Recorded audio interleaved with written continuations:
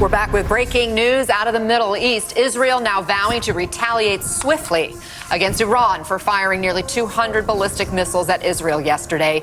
Most of those missiles were intercepted, including by U.S. forces in the region. And overnight, Israel launched new strikes in Lebanon, where Israel says it is targeting Hezbollah. And right now, the UN Security Council holding an emergency meeting on the Middle East. Joining us now, Richard Haass, President Emeritus of the Council on Foreign Relations. Also with us, retired Admiral James Stavridis, former Supreme Allied Commander of NATO and NBC News Chief International Analyst. So, Richard, I heard you earlier here on MSNBC say that you see this as a turning point moment in the Middle East. Can you explain what you mean? Excuse me, sure, quite possibly. Up to now, most of the focus recently has been on Israel and its relationship with the Palestinians, historically for the last, 50, 60 years. Most recently over the last 12 months with Hamas. But now we've seen things spread to the northern border very intensely with Hezbollah, and obviously state-to-state conflict potentially now between Israel and Iran. That's a qualitatively different thing. And so, Admiral, I'm just wondering, is Israel's now needing to respond to this massive missile attack? I mean, nearly 200 missiles yesterday. It's almost like, is this one other step on the ladder of escalation?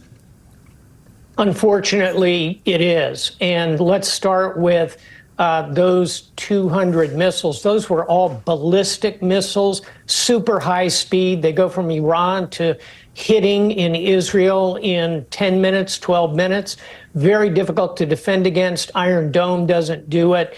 It's a hard air defense problem. So Israel, Richard's exactly right, is going to respond. The degree to which they respond will determine whether this is in fact a turning point or whether there's still a climb down available here. If you ask me to put odds on it, I think there's a 25% chance that this turns into a wider war, that being one that involves Iran moving even more force against Israel, Israel striking directly against Iran, and the distinct possibility of the United States getting pulled into it. 1 in 4. That's uncomfortably high. Yes, it is. Guys, stay with us. I want to bring in Raf Sanchez, who's joining us from northern Israel. And Raf, you have some new reporting this morning on a potential response by Israel. What do you know? Yeah, Anna, we're actually at an elementary school in central Israel, and I just want to start by walking you through the scene here. One of those 181 Iranian ballistic missiles came crashing down right here. This was a 10-foot crater. Israeli crews have since filled it up, but the force of that explosion blasting through the walls and windows of this classroom. And I just want to walk you through this, frankly, kind of ghostly scene. You can see along here are the faces of the children who studied in here, 8, 9 years old. And along this back wall, some of their pictures still, whiteboard where they were studying. I think there was English lessons going on here. And as you walk around, just the crunch of glass underfoot, which makes you think, if this Iranian missile had come down when there were children in here, what could have happened? Now, the strike happened late at night. This classroom was empty. Miraculously, almost, the Israeli government is saying there are no reports of anyone killed or injured in Israel as a result. There was one Palestinian man in the occupied West Bank killed by part of a falling missile. The question now, how, when, and at what scale will Israel retaliate? Prime Minister Benjamin Netanyahu today meeting with his military and intelligence chiefs, making very clear Israel will respond. An Israeli official telling me a little earlier today, this response will come swiftly. It will be a matter of days, and Israel is determined to make the point that this kind of attack will not go unanswered. Raf, the achievement of a country protecting itself from 180 missiles, as the Admiral was saying. These are missiles that are shot and 10 minutes later reach their target. How extraordinary is that? How is Israel able to do this?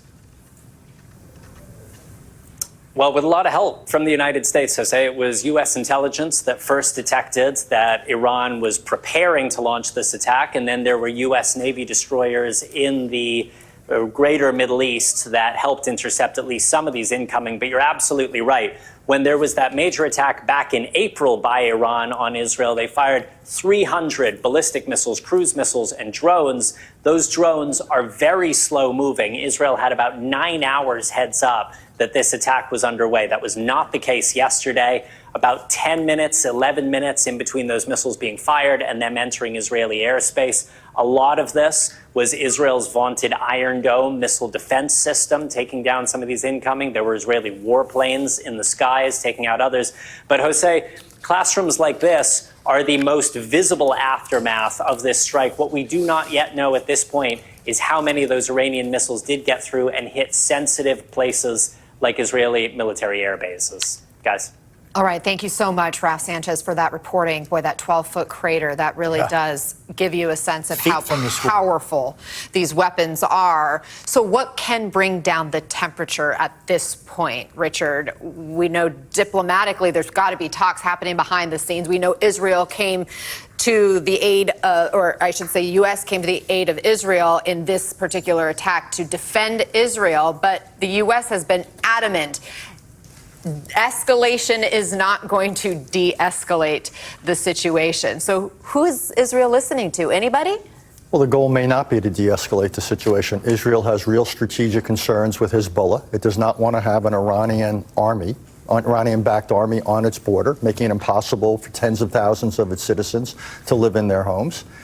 And Israel doesn't, shall we say, want to continue with an Iran that pressures Israel through its proxies with impunity, and now is attacking Israel directly for the second time. So Israel's going to respond, and it should respond to restore deterrence. The United States potentially can shape some of its choices about the scale of the response, the nature of the targets. Is it the nuclear? Is it energy targets? Is it just conventional military targets where they make and store various missiles and so forth? I think the U.S. can have influence there. But Israel is going to respond in order to essentially tell the Iranians, you attack us at your peril. And you can see, you are going to now pay an enormous price, and deterrence needs to be restored here. So, Admiral, what does the Iranian regime have in its arsenal? It has, first and foremost, this is a huge country. Its population is about 90 million. There's a little bit of tendency to think of Israel correctly as the strongest military power in the region, but over time, those demographics are going to be very weighty on the side of the Iranians. In terms of military capability, thousands more ballistic missiles in Iran, over 100,000, probably 150,000 various surface-to-surface missiles staged in Lebanon, 40,000-man army, as Richard says, on the northern border. That's Hezbollah. The Iranians have a capable navy, submarines. They have aircraft that can really deliver a punch. All of that together mounts a real threat to Israel. So I think the germane question is, okay, what should the Israelis do? And I am in agreement with Richard. They have got to continue the fight to the north, take apart that clear and present danger, get their civilians back in that border region. And then the deterrence piece of this is going to require Israel doing long-range strike, probably a kinetic operation, might be some cyber involved, might be some special forces, but I think the heart of it will be long-range strike against the nuclear program. I'm less inclined to think they'll go after energy because of what it'll do to global energy markets. So we'll know more, as Raf said, in a matter of days when the Israelis show us the degree to which they want to go to it. Richard Haas and Admiral James Stavridis, thank you so very much for being with us.